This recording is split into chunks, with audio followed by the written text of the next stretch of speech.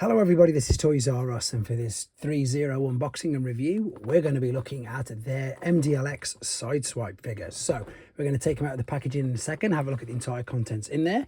We're going to have a look at all of the accessories and how we can use them, because he is incredibly posable and he has got exactly that, quite a lot of accessories. For a bit of fun, we can see how he looks and compares to his first incarnation in Generation 1, to his more later Kingdom version as well. Now, obviously, this figure doesn't transform. I don't, unfortunately, have any other Threezero figures here, but I do have a YOLO Park Megatron to see how he sizes up to compared to him. And I've also got some Masterpiece figures as well, and of course, a load of Optimus Primes, just to give you an idea of how big this guy is. So, Threezero are a company that are licensed by Hasbro and Takara to make licensed Transformers, hence all the official artwork, logos, and indeed, of course, most importantly, his real name all over the packaging. This did come in a little sleeve film, but I've got to confess I've took that off already just to speed the video up. We've got some lovely artwork of him there on the front, and indeed on the back we can see that it's saying piston, laser blaster, and indeed shoulder cannon. He also comes with a warranty, which I think is important for people to know from Threezero, because these figures, they're not the cheapest, to be fair, but they are incredibly good and incredibly detailed action figures. That's the best way to describe them. I suppose you could call them, you know, this sort of generation's action masters as well, and that's pretty much what they are. So you can see all the attachments and the accessories there. I'll show you how you change them around as well, because it's not too difficult. All right, let's take him out of the box. He does come in a huge bit of a plastic casing, and the first thing that you'll notice when you open this figure up, it's the weight. It really is the weight. So that means it's telling me, and I'm pretty sure there's some die cast parts in this anyway. So bear with me just for 2 seconds. In fact, I'm sorry, you're gonna have to put up with the noise of the plastic as I open this guy up. Thankfully enough, there's no sellotape. It is just a case of taking that off. Right, I'm going to keep that. In fact, I'll take the stuff out, to be fair. Let me just readjust the camera, and I will bring over. We probably don't need every single hand, but we're definitely going to need the over-the-shoulder. Where are we? In fact, let's just tip it all out, and I can put it all back in a minute. So there we go. So what we've got, as I say, guys, I know it sounds silly, but it doesn't anymore when I say this, that this is a Transformer that doesn't transform. We are in a day and age where things like transforming Transformers aren't actually as prevalent as what you'd think they were. There are so many companies like these, like YOLO Park, like Blockies, and many others that I can't even think of off the top of my head that make figures that don't transform. And that's exactly what this is. So it's a beautiful figure, to be fair. As I say, it feels nice and weighty. No, that's plastic. I'm thinking that, to be fair, all the metal is inside all the main joints. It does definitely feel that way, because the outside, what I'm doing is I'm just trying to feel with touch. Oh, that's definitely die cast in the back. So yeah, as I was saying, pretty much all the most important parts, like the joints, like the movable parts, etc., they're all die cast by the look of it. All right, the head sculpt is beautiful. Look at the detail on that. It will spin all the way around. It will look up and down, and you can see even the neck is articulated as well, which is great. The arms and the shoulders, which you've seen, will come all the way up. You can go way past the T. You can see that they've got their own sort of hinges inside the shoulders, as well as the ball and socket in the shoulder. So again, multiple ranges of movement, articulation, and posability. You can spin at the shoulder cut, the bicep again, that is, yeah, that feels like die cast. The fist will spin around, but again, in a second, I can show you that we can actually replace the fists. If we just slightly move the hip skirts, do we need to? Yes, I think we just need to move them down, to be honest, to get the waist rotation completely unhindered. No problem with that whatsoever. This is going to be super crazy now, because you can move the hip skirts way out of the way. So I'm predicting, oh, way past it. Now, I did just knock that off, but the good thing is you can see it's a ball and socket. I'm going to keep rolling, because if that happens to you, you'll know that it's not broke. So yeah, you can kick these all the way front, all the way back. All of these do move on their own individual little ball sockets, which is great. You can spin it around at that hinge as well. You can bend at the knee there, and the ankles and toes and heels and everything again are fully articulate. You can also move these at the back depending on how you're going to be posing it. The same for the door panels on the sides of the forearms. So you could splay these out, maneuver them around. Pretty much, again, I could spend hours posing this guy, but number one, I won't because I'm useless at it, and number two, because, you know, just as long as you've got an idea of just what you can do, then I think it'll work for yourselves. So there is that the over shoulder cannon. So let me see, where would this attach? I'm sure this, I might have to look at the instructions in a second to see where this would attach. That doesn't look like a port. Let's have a quick look.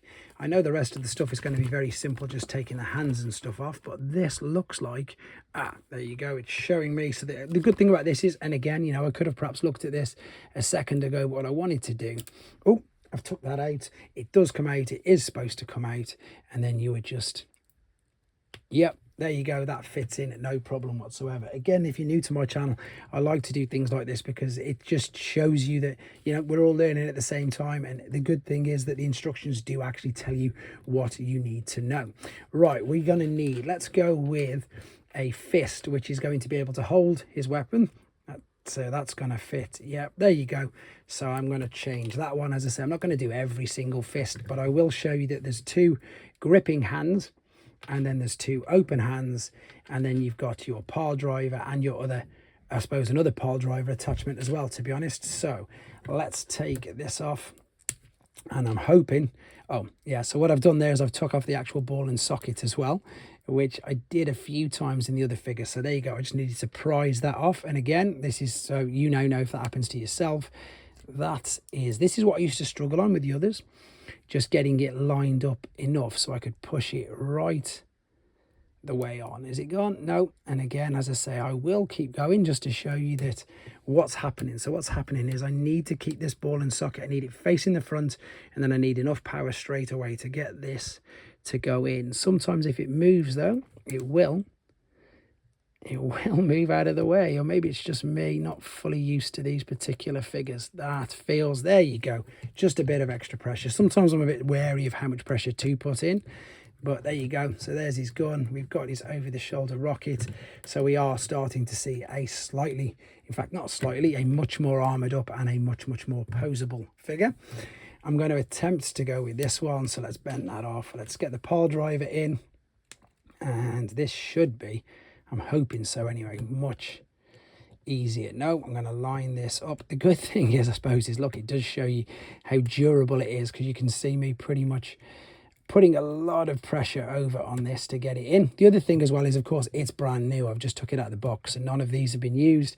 So that could also mean one of the reasons why I'm struggling a little bit. And the same with all figures and all toys. Once you get a little bit of usage out of them, I perhaps should have gone on the other side, because obviously I've used that ball and socket. Let's have a quick go. I want to get it all done in one take. I don't want to stop and have to take it off. Sorry, and have to put it on separately. But if that's the case, then obviously I'll do it. But again, you can see, guys, that I'm just being super honest with this. I thought I had it then, but it just moved.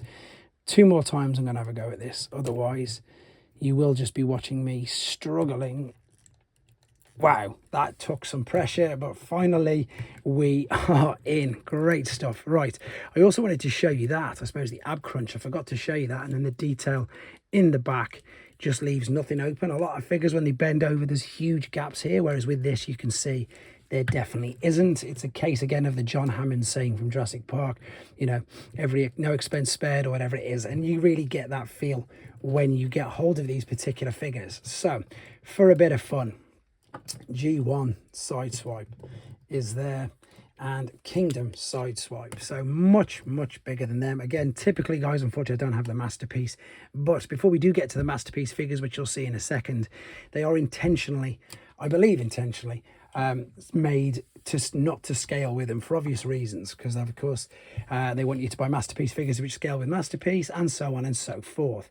That is your YOLO Park though, which surprisingly is much bigger, but again, sideswipe probably wouldn't be as big as Megatron is, so that perhaps could be right.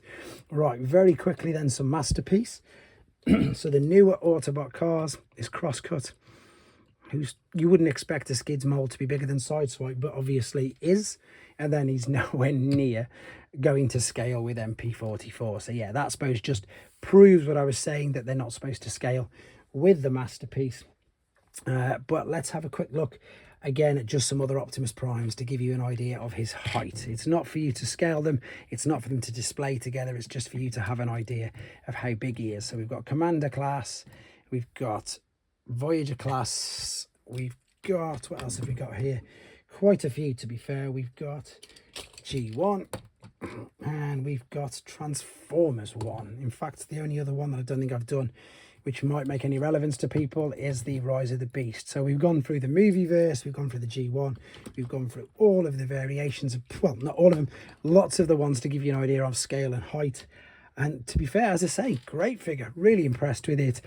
It looks really, really good. And as I say, the other ones that I've reviewed, by the looks of it, they just seem to be getting that better and better. I just would expect a red alert release imminent, in all honesty. I think I've covered all bases on it. I mean, I could show you again the extra details in it all, but hopefully you've seen that through the video. Anyhow, the detail on it is it's impeccable, which is what you're paying for with a premium priced action figure. And that's what I'm going to refer to it as, because it is just exactly that. It is a premium action figure which looks and displays great. Right then, nothing more to say about him.